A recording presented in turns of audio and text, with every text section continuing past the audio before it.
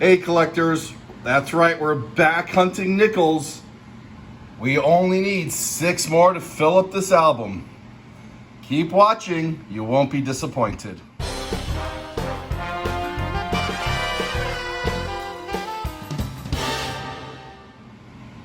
Hi collectors, thanks for watching. I am the collector of coins. Please remember to subscribe. And that's right, we got another nickel hunt. We got 50 rolls, trying to fill up this album from my childhood that just needs 6 more. We're working on this side album as well, which we started in 2020, and I believe we need close to 11 or 12 more. And then, because we've come across a lot of Canadian nickels, I started some Canadian nickel albums. I have a box from my bank, and I opened it up because I had 2 other boxes that had only new nickels. We see some shiny ones here, but there are a lot of oldies, including, that's right, Canadian Ender. We'll crack this open in a minute. Stay tuned for more. I'll bring you in a closer look at some of these. There are a bunch that look old. And we started with this one. I don't know what year that is. That's a newer one. Let's crack this open, see if there's anything good. Just a reminder, we're looking for Silver Wartime nickels, looking for key and semi-key date nickels for the album, or just in general, just to hold on to because they are more rare. And of course, we're looking for buffaloes. Roll 1, 6 coins into the roll. And our first find, this is from the 50s, 1951, out of Philly. All right, well, we're just a little bit halfway into roll 3, and we got our second find, the oldest one, 1940, out of Denver. And a few coins later, we now have the oldest, 1939. Let's see if it is a semi-key, if it's from Denver or San Francisco. No, it's from Philly, but we could check it for the double die reverse. We'll put this underneath the microscope and take a look together. Hang on. Hey collectors, I think we have a double die. Look at the M. You can see the splitting in the M, the O. Move this over a bit. See the splitting in the N on Monticello. The T, the I mean, it's very worn, but this looks like a double die. Yeah, look at the O. Absolute double die. Wow, first double die variety. Let's take a look at, look at the 5 cents here. Holy cow, we got a double die. Wow, I mean, this is worn for sure, but I'm quite excited. This is my first double die reverse find ever, and I'm excited. All right, we're gonna put this one aside. What a find. Hey collectors, we're gonna call this very good 8 condition, 8 out of 70, 70 being perfect. You can see that there's a lot of wear in the back. You can still make out all 4 pillars, although one of the pillars is barely visible. We still have cheekbone, but eyebrow is worn off, so maybe at the very most a 10, but I'm calling this an 8. And in this condition, this double die reverse variety is worth about $20, $25. Still, it's the first one I've ever found, and just really excited to find it. 4th roll, 4th find. Back to the 50s with this 1957 out of Denver. Great hunt so far. Let's see if it can heat up even more. Roll 8 gets us our 5th find of the hunt, 1953, Philadelphia. Hey collectors, went to roll 9. We got a number of old ones, but this one jumps out. It's misshapen. Very well worn, 1941. Rim is very damaged. This is out of Philly, but it's a find. We'll keep going. Lurking towards the back of roll 9 is this pretty nice 1957 out of Philly. And that gives us our 7th find of the hunt. 9 rolls in. Pretty spectacular. Hey collectors, roll 11 brings us our 8th and 9th finds. Put them in date order here. We got a 1946, and that's out of Denver. And we have this 1959, also out of Denver. For the 1946, we're going to see if this is a repunched mint mark variety. We'll put that underneath the microscope. Hang on. And here we go. And no, there's no sign of repunching. If this was, we would see a little bit of a mint mark to the left of the straight line of the D. All right, well, moving on. Roll 12 gives us our 10th find, 1954, Denver. Hey collectors, we're up to roll 13, which is this Canadian Ender, and it's a 2007, which I think I might need for the album. Let's see what the other side has. That's probably from the 70s or late 80s. We'll crack this open, see if there's any silver inside. Roll 14 gives us another find. Lost track of the count. We'll do a tally at the end, but this one's from 1954, and this one's a Denver. We got 2 more finds coming out of roll 15.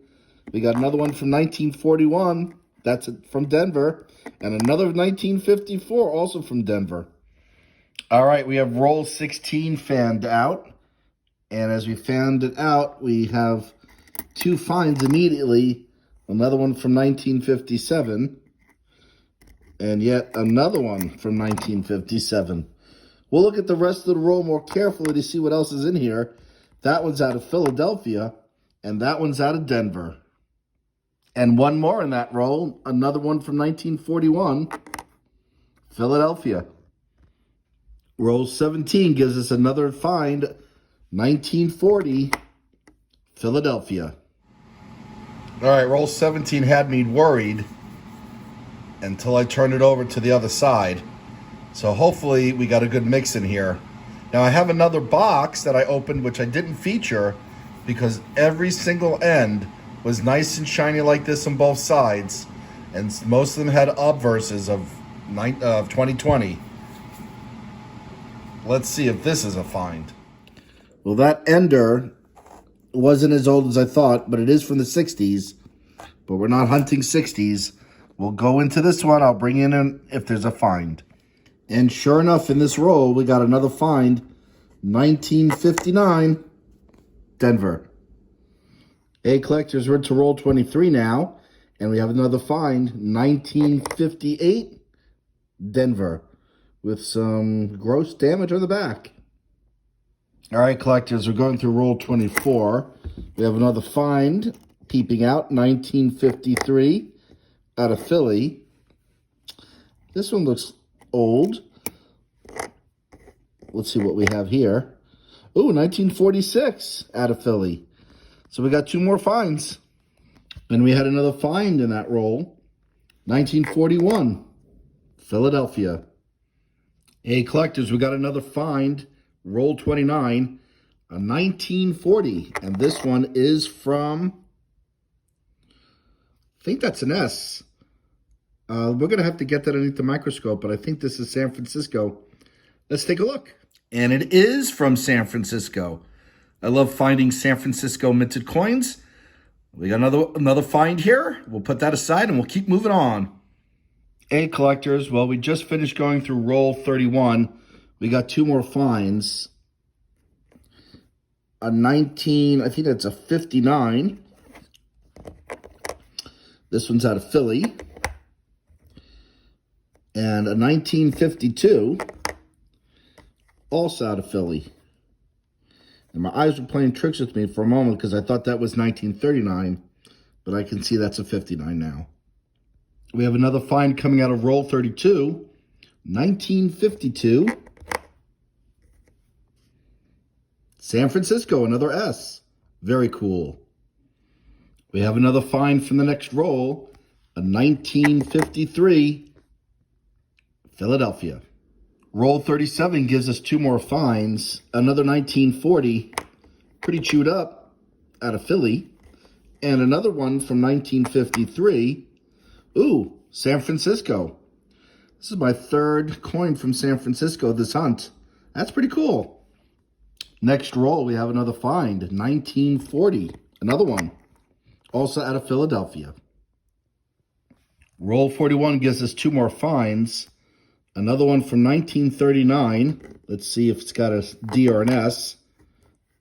A little bit of damage. Looks like Philly. Again, we'll put this underneath the microscope to see if we have a double die variety or if there's a mint mark lurking.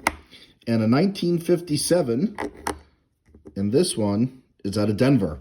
All right, let's get this underneath the microscope. Hang on, guys. Okay, no mint mark. Let's get this moved over to look at the legends. Well, I looked on the back, and, here we go with Monticello. And there is no doubling. And I think we know what it looks like given the one that we just saw earlier on. Lots of damage, though. But it's still a find, and we'll keep going. And we have another find coming out of roll 42. Yet again, 1953. This one's from Philly. Collector's roll 47 gives us our second Canadian of the box. This one is from 1985. Hey, collectors, I'm in roll 48. I found them down, but I didn't see this one. But first, let's look at this 1952, which was in the beginning of the roll.